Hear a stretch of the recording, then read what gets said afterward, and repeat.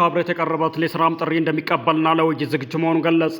የህወሓት ወያኔ ሓርነት ትግራይ ሊቀመንበር ደብረጽዮን ገብረ ሚካኤል ለአፍሪካ ህብረት ኮሚሽን ሊቀመንበር መሐመድ አሊ የሱፍ በጻፉት ደብዳቤ ህብረቱ በትግራይ ክልል ወቅታዊ ሁኔታ ላይ ያወጣው መግለጫና ያቀረበውን ውይይት በበጎ እንደሚቀበሉት አስታውቀዋል። ህወሓት በትግራይና በፌዴራል መንግስት መካከል ያለውን ውዝግቦች ለመፍታት ብቸኛው ዘላቂ መንገድ ውይይት መሆኑን በመግለጫው የገለጸ ሲሆን ማንኛውም የሰላም ጥሪ በፕሪቶሪያው የዘላቂ ግጭት ማቆም ስምምነት መንፈስና ቃል ላይ የተመሰረተ መሆን እንዳለበት የገለጸ ሲሆን በአፍሪካ ህብረት አስተባባሪነት በሚደረጉ ማንኛውም የውይይት መድረኮች ላይ ህወሓት ገንቢ ተሳትፎ ለማድረግ ዝግጁ መሆኑን ገልጿል።